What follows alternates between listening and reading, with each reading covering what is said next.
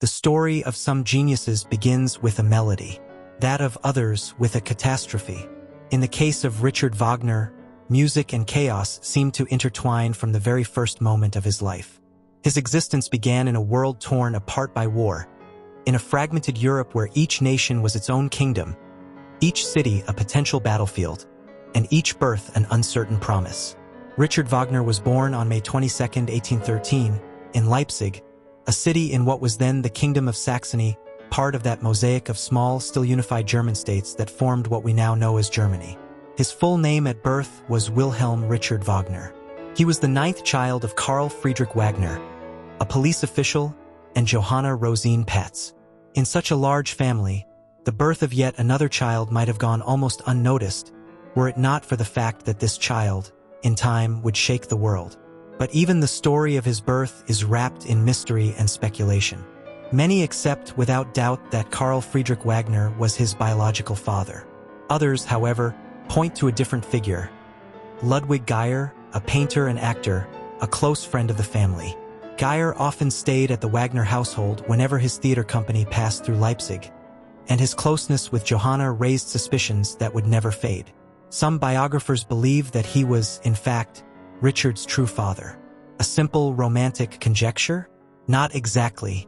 The indirect evidence is there, like a disturbing echo. Most strikingly, Richard was not baptized after his birth as was expected and socially required at that time. Instead, 3 months later, Johanna traveled through war-ravaged territories to visit Geyer in Teplitz, a spa town in Bohemia. Only after that trip was Richard baptized in Leipzig on August 16, 1813. For many, this delay is proof enough that the child was not Karl's legitimate son, but rather that of the Bohemian actor who would later play a crucial role in young Wagner's life. Yet beyond the rumors of paternity, the context in which little Richard was born was extraordinary in itself. Europe was in flames. The French Revolution had lit a fuse that, decades later, was still burning. The revolutionary wars of the late 18th century had given way to the Napoleonic conflicts, in which Bonaparte's armies swept across the continent like a hurricane. Napoleon had defeated Austria, Prussia, and practically all of Central Europe lay under his influence. But his ambition knew no limits. In 1812, he marched toward Russia in hopes of subduing it as well. He managed to conquer Moscow, but the Russian winter showed no mercy to his army. Starving, frozen, defeated without a battle. That failure changed everything. In 1813, the year Wagner entered the world, the Russian and Prussian armies were pushing westward, crossing Germany to liberate territories under French control. And just then, Leipzig became the stage of one of the largest battles ever fought on European soil. The Battle of the Nations. 500,000 men clashed. The streets trembled, the sky darkened with smoke, and the fields were drenched in blood. In that historic moment, amid violence and collapse, a child was born who would later channel all that intensity into musical notes. But fate, relentless, had more trials in store for him. Barely 6 months after his birth, his supposed father, Carl Friedrich Wagner, died of typhoid fever on November 23, 1813. Johanna, now widowed with 9 children to care for, turned to Ludwig Geyer, who quickly assumed the role of protector.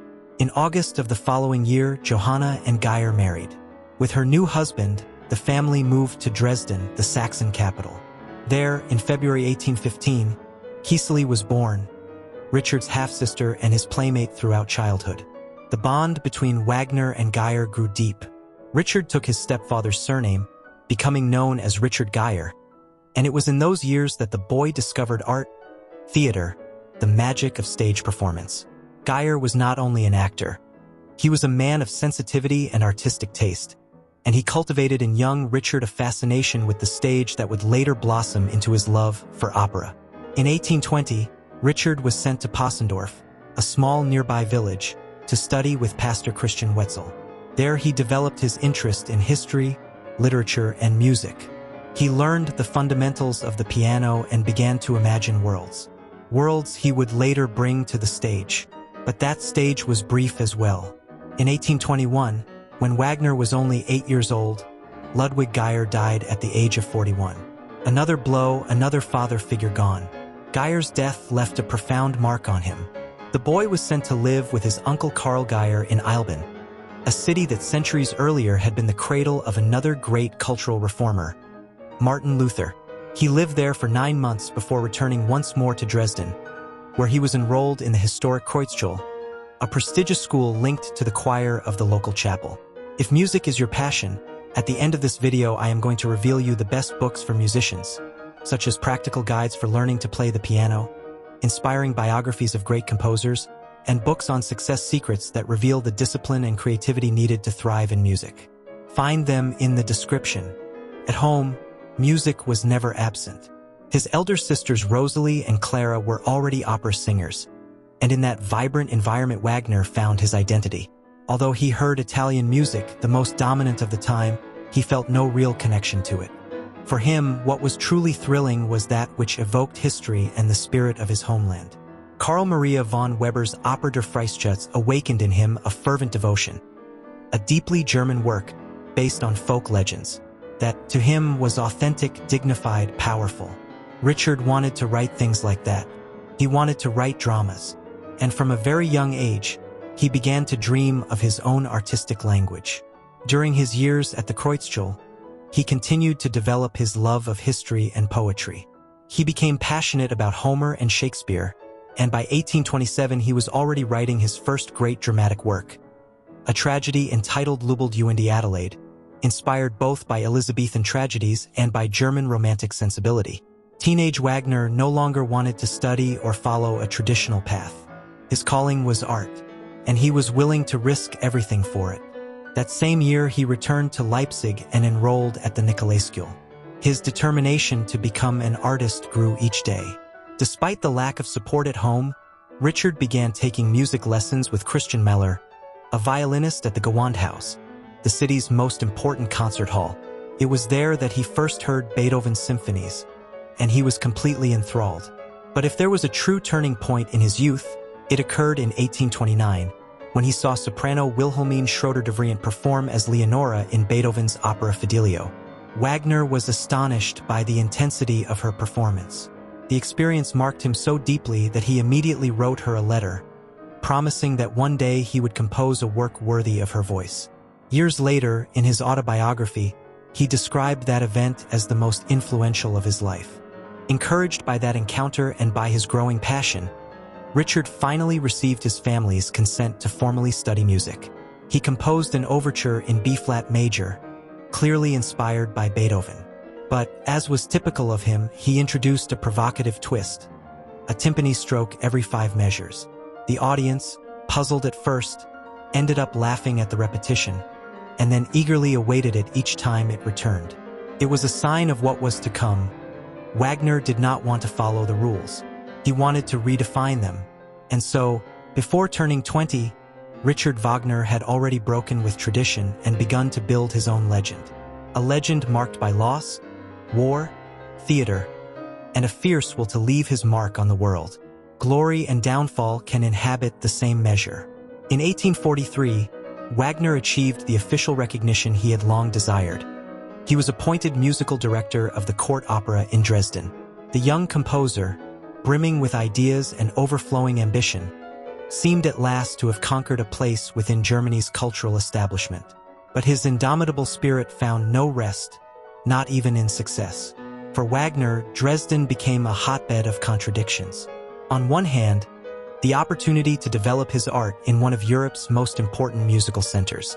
On the other, the growing sense that the very system that welcomed him was the one that stifled the people and smothered true creative freedom. As he conducted symphonies and operas, he felt that with each gesture he was also conducting a silent cry toward a society that needed transformation. He did not only compose music, he also wrote with fervor. In his essays of these years, Wagner began to sketch his ideas about art as an agent of social change, about the need to return art to the people and to break with the elitist canons that had hijacked it. For him, revolution was not only a political matter. It was aesthetic, spiritual, human. The echoes of a latent revolution ran through Europe, and Dresden was no exception. Social tensions were intensifying. Demands for freedom and justice were sprouting everywhere, as if the entire continent were breathing on the verge of an explosion. and Wagner, inflamed by readings of German philosophers and conversations with radical thinkers such as Bakunin, let himself be carried away by the tide. In 1849, the May Uprising broke out in Dresden. The streets filled with barricades, gunpowder, and cries. Wagner was not a passive spectator. He became involved passionately. He wrote revolutionary pamphlets, attended clandestine meetings, committed himself to the leaders of the revolt. The musician had become a political agitator, a citizen who believed that art should rise alongside the people. His involvement did not go unnoticed. The uprising was crushed in a matter of days, and with brutality. The cannons of the Prussian troops not only demolished the barricades, they also buried the dreams of hundreds of idealists. And Wagner, now pursued for treason, fled Dresden on May 9th. He abandoned everything, his post, his house, his city. He became a fugitive. But beyond the physical escape, Wagner also began an inner flight, a profound transformation that would mark all his future work. He crossed the border into Switzerland with false documents, helped by loyal friends and by the silent influence of Franz Liszt, who from Weimar did everything possible to protect him. It was a decisive moment. With the fall of the barricades, the old Wagner also fell. The composer of German Romanticism, the court conductor, the revolutionary of words. In exile, the Wagner philosopher would begin to be born, the prophet of total art, the forger of mythologies. In Zurich he found refuge, but not solace. He felt alone, betrayed by his country, far from the stages, from his audience, and from his past. His wife, Minna, dragged along fragile health and a growing bitterness that further distanced the marriage. In the midst of that desolation, Wagner took refuge in writing and introspection. There, in the Swiss silence, he began to draft some of the most radical texts of his career. Art and revolution and the artwork of the future were not mere aesthetic treatises. They were manifestos. Wagner defended the fusion of all the arts into a single expression, opera as total drama, the Gesamtkunstwerk, capable of uniting word, music, gesture, staging, myth, and emotion into a single transformative experience. His vision was grand, even utopian. For him, art had to cease serving the elites and become a sacred ceremony of the people. Opera could no longer remain salon entertainment. It had to become a mirror of the collective soul, an act of redemption. But this faith in art as a vehicle of redemption contrasted with his daily reality. He lived with scarce resources, isolated and often ignored.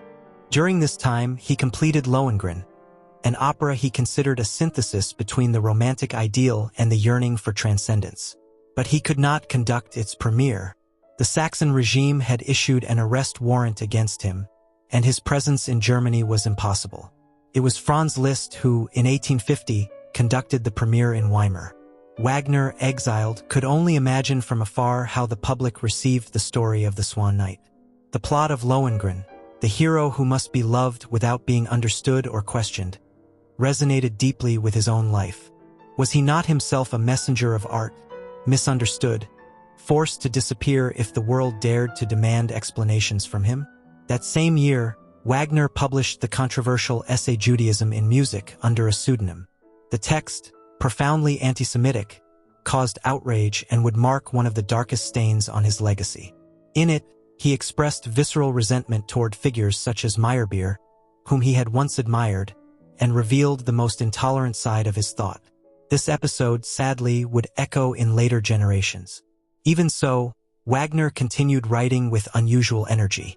He began conceiving a monumental cycle, an epic saga inspired by Germanic and Scandinavian myths, a narrative that would explore ambition, power, betrayal, and redemption. The Ring of the Nibelung.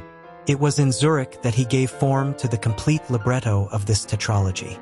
Every word, every scene, was imbued with his vital experience. Revolutionary longing, loss, the search for meaning, the desire for purification. Meanwhile, his personal life became increasingly unstable. His relationship with Minna deteriorated. Debts pursued him. His impetuous and proud character closed many doors. And yet, his genius did not diminish. He wrote as if his salvation depended on it, because perhaps it did. For Wagner, music was not merely a profession. It was his only homeland, his only religion, his only form of resistance. During those years of exile, his thought grew more elaborate, more systematic, also more messianic. He saw himself not only as a composer, but as a cultural redeemer.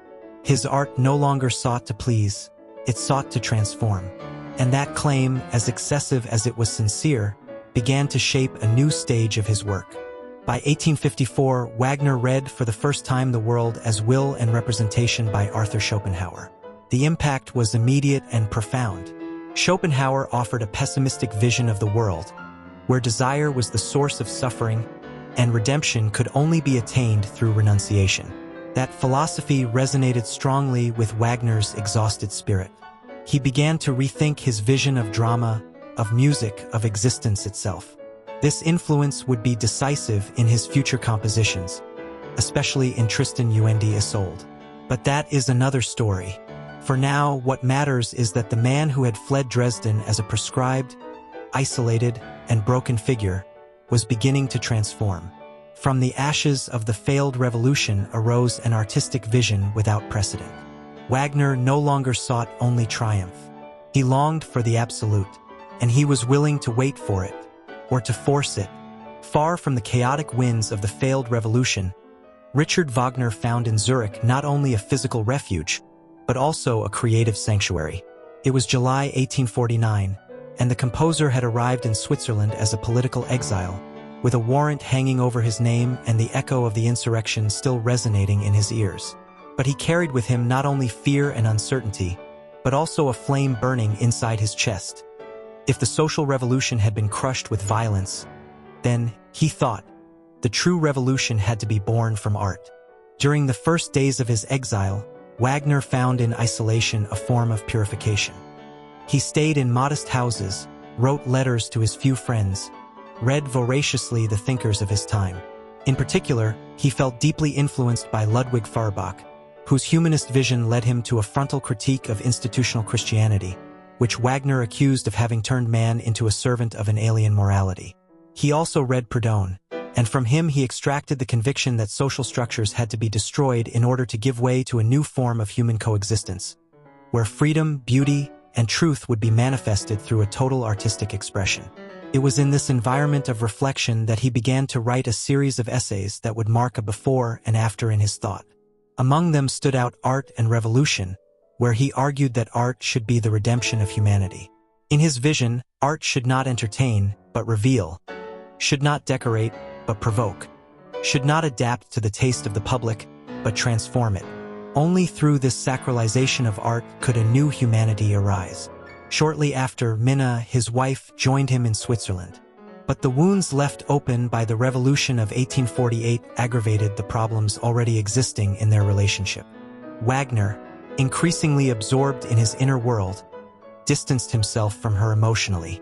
Minna, for her part, felt displaced, misunderstood, and hurt by successive public humiliations. The emotional distance between them was as evident as the physical one they had overcome to reunite. In March 1850, Wagner traveled to Bordeaux after receiving the promise of an annual pension from the wine merchant Eugene Losset. There, he met the merchant's young wife, Jessie, only 21 years old. What began as a cordial relationship soon turned into an intense and dangerous passion. Both dreamed of fleeing to Greece, or perhaps Turkey, to begin a new life. The possibility of escaping everything, the past, Minna, the scorn, seemed at times real. But the dream collapsed when Losset discovered the affair. Wagner lost not only the financial support, but also part of his already scarce credibility. He returned humiliated to Minna, facing his reality with bitterness. That same year, his old friend Franz Liszt organized the premiere of Lohengrin in Weimar. Wagner, however, could not attend since an arrest warrant still weighed against him in German lands. The frustration was double. He had given life to a new romantic hero, but had to content himself with imagining its impact from afar. The letters between him and Liszt of that period reveal both his gratitude and his pain. It was also in 1850 that he wrote Judaism in Music, an essay that would mark one of the darkest passages of his legacy. In it, he poured an increasingly critical and today widely condemned view of Jewish composers.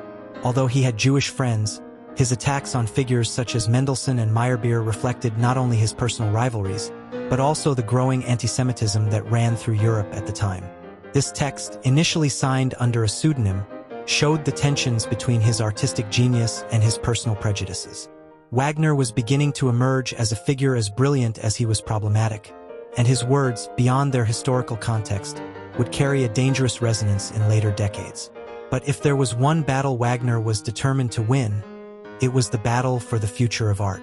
In January 1851, he completed Opera and Drama, a treatise where he synthesized his Rev. It was then that he turned his gaze to the Song of the Nibelungs, an ancient German epic.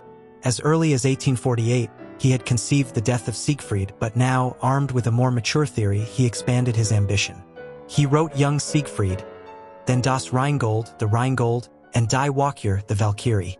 Beyond the scores, a monumental vision was born, an epic tetralogy that would be performed in its own theater, designed exclusively for its staging. Thus was born the most ambitious project of his life, The Ring of the Nibelung. This work was much more than a composition. It was a worldview. In it, Wagner distilled Norse mythology, German philosophy, social criticism, and human emotions as timeless as desire, power, betrayal, and redemption. Each leitmotif, each line of text, each stage gesture had to contribute to the totality of an aesthetic and moral experience that would transform the spectator. In Zurich, he found a community that encouraged him. Among them, the merchant Otto Wesendonck and his young wife Mathilde. The closeness of this woman provoked an emotional storm in Wagner's heart. Inspired by her, the seed of Tristan und Isolde was born. He also dedicated to her his piano sonata in A-flat major and the Wesendonck Lieder, 5 songs imbued with restrained desire and unconsummated passion. The relationship, though probably platonic, generated inevitable tensions. Mathilde was muse and confidant, but also a mirror of his impossible longings. In 1855, Wagner was invited to London to conduct 8 concerts. Although his surprising style baffled the British musicians, he managed to win over the public and royalty, including Queen Victoria. The recognition, though brief, was both a financial and moral respite for the composer, who still lived under the shadow of his debts. Back in Zurich, he continued with the orchestration of Die Walküre and the composition of Tristan. In 1857, Otto Wesendonck offered him a house next to his own. There, the closeness between Richard and Mathilde intensified. Though the romance may have been platonic, jealousy and misunderstandings were not long in coming. A passionate letter addressed to Mathilde was intercepted by Minna. The scandal was inevitable. Marital tensions reached the limit. In July 1858, Wagner decided to distance himself from both the Wesendoncks and Minna. It was a definitive farewell, though not yet legal. He spent some time in Venice, under the surveillance of Austrian authorities. Then he fled to Lucerne and finally to Paris. There he once again tried to conquer the French public with Tannhauser, but the work was boycotted by the elitist jockey club, which mocked his style and sabotaged the performances. The failure was so resounding that Wagner swore never again to allow that opera to be staged in Paris. Despite the rejection, Tristan und Isolde had been completed. Although its premiere in Vienna was delayed for being considered too complex, Wagner knew he had taken a step toward the eternal. In 1862, he returned to an abandoned project, Die Meistersinger von Nürnberg, the Mastersingers of Nuremberg, a work with which he intended to reconnect with the people, no longer through mythological tragedy, but through the German tradition itself, celebrating art as a vehicle of identity, memory, and renewal. Wagner had crossed a threshold. He was no longer just a musician. He was an architect of myths, a man willing to remake the world from the stage, to transform pain into beauty, passion into score, life into legend. His exile was not a punishment, but the crucible in which his boldest vision was forged, that of art as an inner revolution, as a mirror of the soul and a map of a future yet unwritten.